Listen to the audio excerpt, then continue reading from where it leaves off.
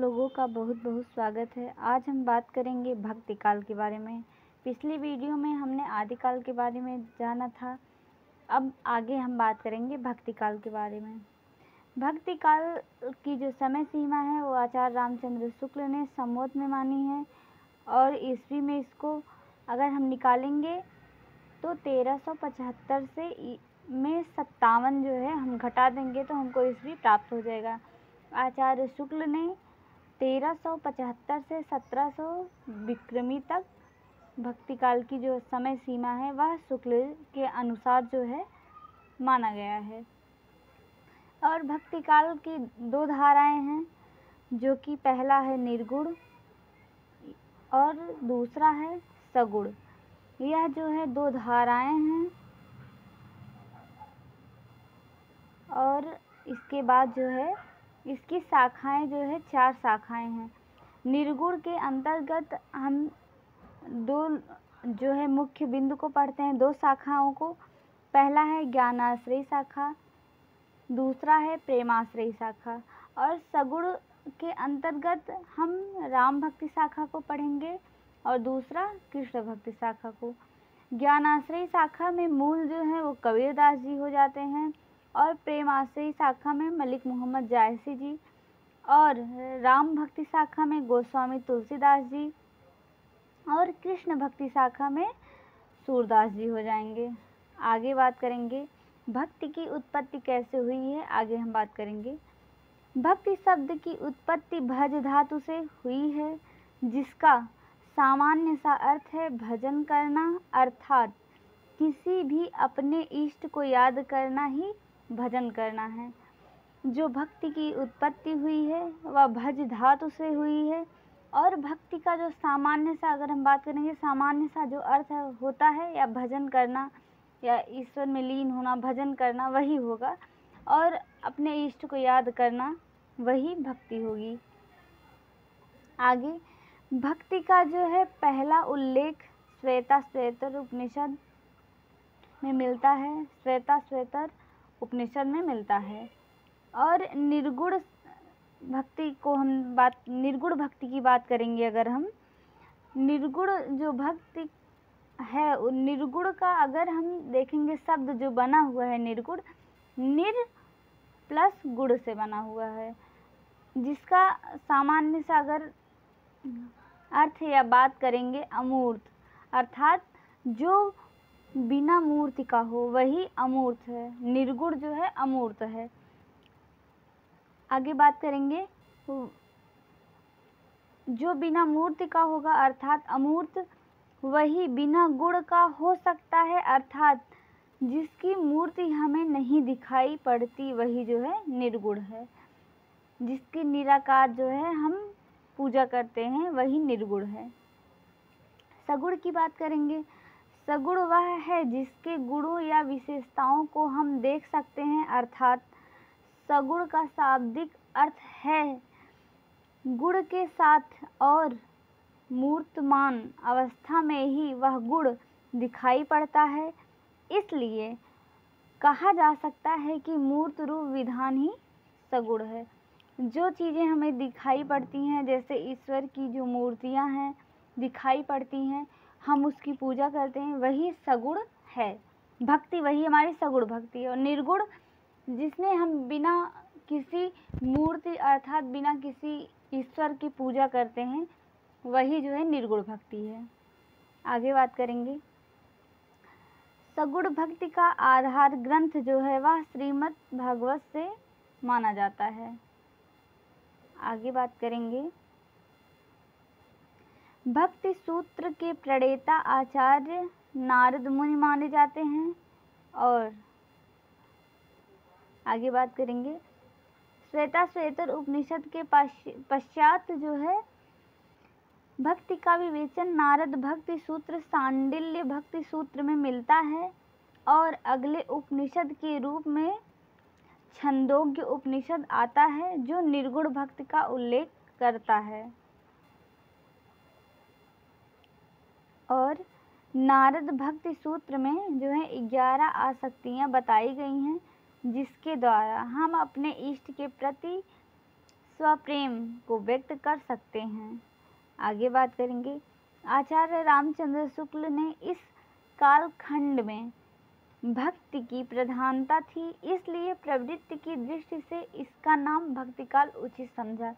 आचार्य शुक्ल ने इसका नाम भक्तिकाल जो है दिया हुआ है। और आगे हम सबसे पहले बता चुके हैं कि भक्तिकाल का नामकरण या आदिकाल का नामकरण, रीतिकाल का नामकरण अलग अलग विद्वानों ने अलग अलग दिया है। तो भक्तिकाल नाम जो है, भक्तिकाल को आचार्य रामचंद्र शुक्ल जी ने दिया है। और अगर आगे आदिकाल की बात करेंगे तो आदिकाल नाम जो है वो हजारी प्रसाद द्विवेदी ने दिया था। महाभारत के भीष्म पर्व में कृष्ण ने गीता का उपदेश दिया, जिसमें साधन चतुष्टय का वर्णन है। साधन चतुष्टय में चारों चतुष्टय साधन आ जाते हैं, चारों साधन बताए गए हैं।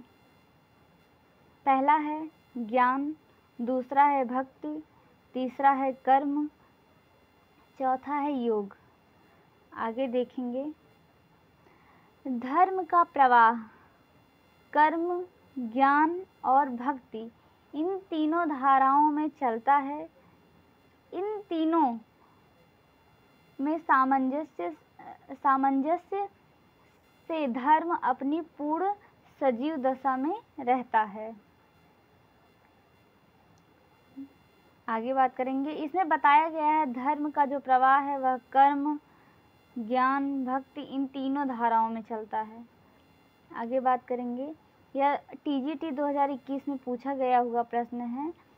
कर्म के बिना वह लूला, लंगड़ा, ज्ञान के बिना वह अंधा, भक्ति के बिना हृदय विहीन, क्या निष्प्राण रहता है। यह उपयुक्त जो इसमें हम बात करेंगे, यह पूछा गया था कि यह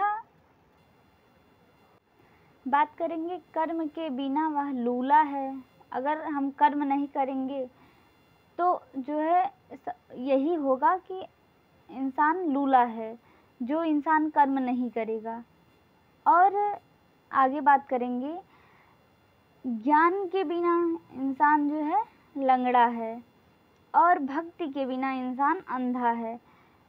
तो हृदय विहीन निष्प्राण रहता है। किसके लिए हृदय जो है निष्प्राण रहता है? तो इसका सामान्य सा यही अर्थ होगा कि धर्म के बिना है, हृदय हमारा विहीन रहता है धर्म के बिना। कर्म के बिना लूला है, ज्ञान के बिना लंगड़ा है, भक्ति के बिना अंधा है और धर्म के बिना हमारा हृदय विहीन है। यही इसमें 2021 में पूछा गया था। आगे बात करेंगे, दक्षिण भारत में 3री-4री शताब्दी में अलवार नयनार की उपासना पद्धति में भक्ति का वर्णन है। यहाँ नयनार और अलवार की उपासना में भक्ति का वर्णन मिलता है। अलवार के बारे में हम बात करेंगे। अलवार जो है ये भी भक्त ही थे, ये वैष्णव भक्त थे और अलवार जो है भगवान विष्णु की पूजा करते थे, विष्णु के अनुयायी थे, इन्हीं की उपासना करते थे। अलवारों की कुल संख्या 12 है। 12 जो है हम इसी से याद कर लेंगे। अगर हम 12 लिखते हैं, 12 ये होता है और इसमें अगर हम देखेंगे पीछे जो है आलवार लगा हुआ है, तो इसी से थोड़ा अगर तुकबंदी बनाएंगे तो याद हो जाएगा आलवार और 12।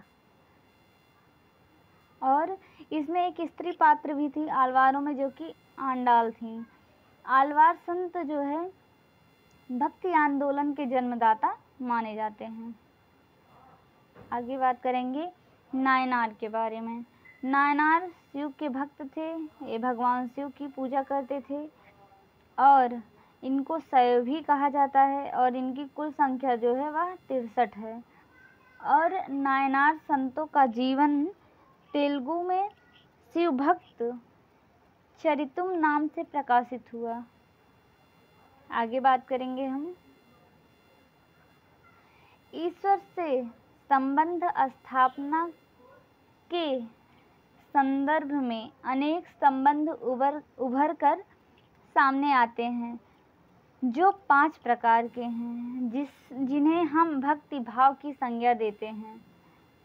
अगर हम बात करेंगे कि जो है भक्ति के भाव जो हैं, भक्ति के भाव को कितने संज्ञाओं में हम लोग विभाजित करते हैं, तो 5।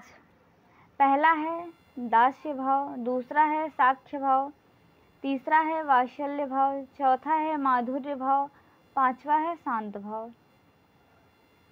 और इसमें बहुत सारे लोग आते हैं। बात करेंगे जैसे जो भक्त ईश्वर का दास होता है, वह दास्य भाव के अंतर्गत आ जाता है।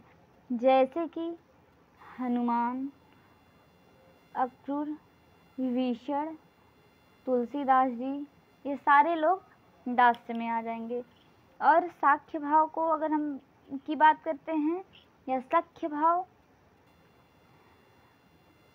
वे भक्त जो ईश्वर को सखा मानते हैं, जैसे सूरदास, अर्जुन, सुदामा, ये लोग ईश्वर को अपना जो है सखा मानते हैं, तो ये साख्य भाव के अंतर्गत आ जाएंगे। वात्सल्य में देखेंगे वे भक्त जो ईश्वर के बाल स्वरूप की आराधना करते हैं, वो जो है आ जाएंगे वात्सल्य भाव के अंतर्गत। जैसे सूरदास और नंद बाबा, यशोदा माँ, ये सारे लोग आ जाएंगे वात्सल्य भाव के अंतर्गत। माधुर्य में वे भक्त आते हैं। माधुर्य, इसका दूसरा नाम दाम्पत्य भाव है, और इसके 2 स्वरूप हैं, सगुण भी हैं और निर्गुण भी हैं। सगुण की बात करेंगे हम, सगुण में मीराबाई की भक्ति है, और निर्गुण में जो है वह कबीरदास जी की भक्ति आ जाती है। इस भाव की भक्ति में ज्ञानियों का प्रमुख स्थान है। ऐसी सनातन, सनद कुमार व सनंदन की भक्ति है। आगे बात करेंगे उपनिषद के अंतर्गत प्रमुखता से ज्ञान की चर्चा मिलती है, इसलिए उपनिषद को ज्ञान कांड कहा जाता है।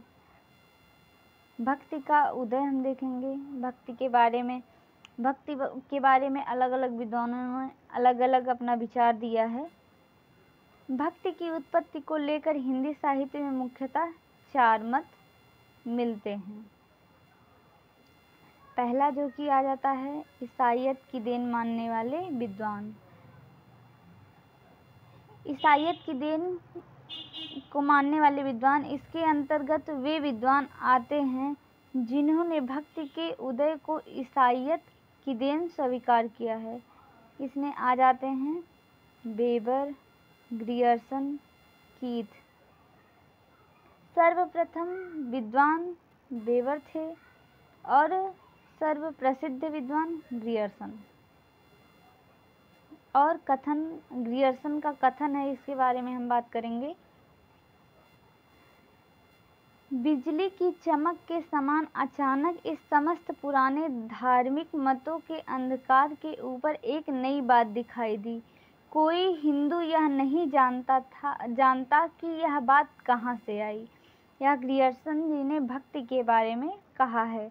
बिजली की चमक के समान अचानक इस समस्त पुराने धार्मिक मतों के अंधकार के ऊपर एक नई बात दिखाई दी। कोई हिंदू यह नहीं जानता कि यह बात कहाँ से आई, कि भक्ति कहाँ से आई। इनके कहने का यही मतलब है।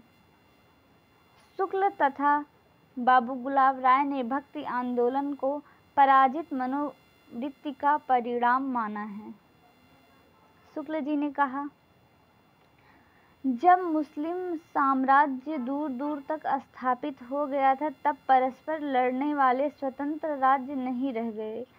इतने भारी उलटफेर के पीछे हिंदू जन समुदाय में बहुत दिनों तक उदासी छाई रही। अपने पौरुष से हताश जाति के लिए भगवान की भक्ति और करुणा की ओर ध्यान ले जाने के अतिरिक्त दूसरा मार्ग ही क्या बचा था। यह शुक्ल जी कहते हैं भक्ति के बारे में।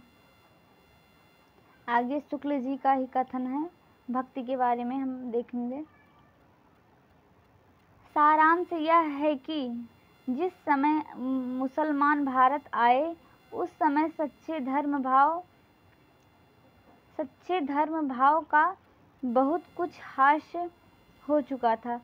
परिवर्तन के लिए बहुत कुछ बड़े धक्कों की आवश्यकता थी, यह शुक्ल जी ने कहा है।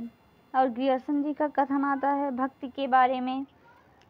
ईसा की दूसरी तीसरी शताब्दी में कुछ ईसाई मद्रास आकर बस गए, जिस फलस्वरूप भक्ति का उदय हुआ। यह जॉर्ज ग्रियर्सन जी कहते हैं। जॉर्ज ग्रियर्सन जी का ही फिर से जो है कथन है। अभी तो हमने इसको बताया, आगे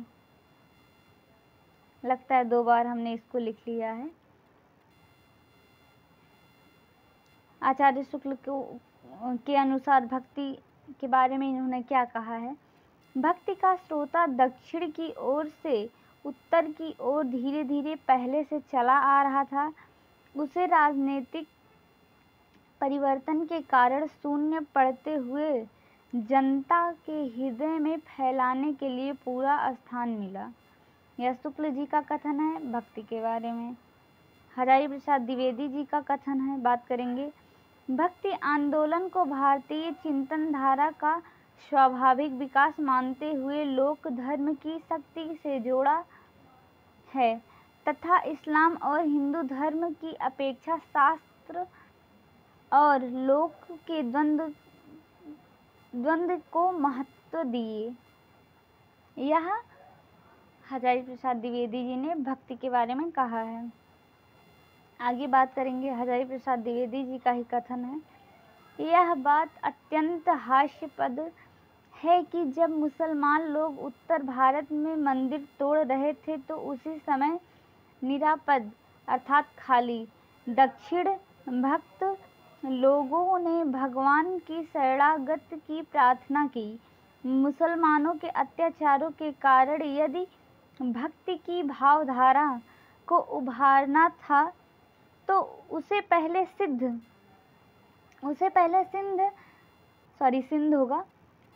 में और तब उत्तर भारत में प्रकट होना चाहिए, पर हुई दक्षिण में।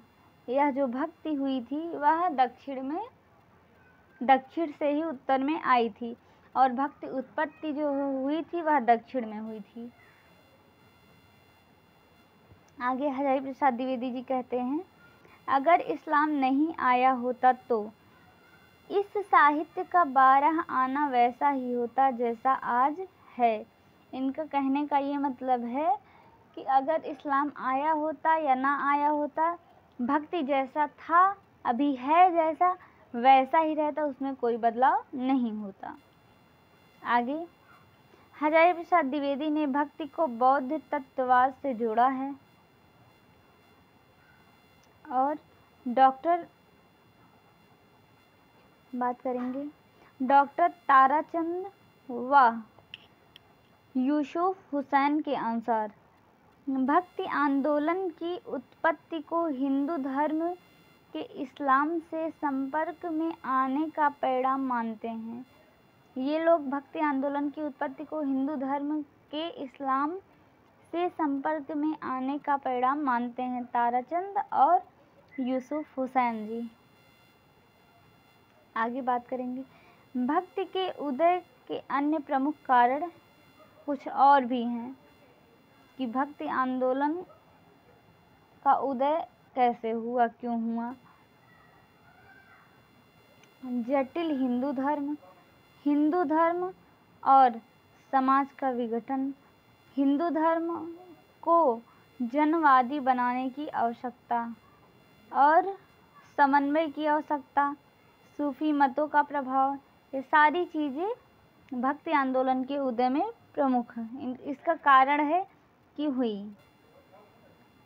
आगे बात करेंगे निर्गुण भक्ति धारा या संत काव्य के बारे में।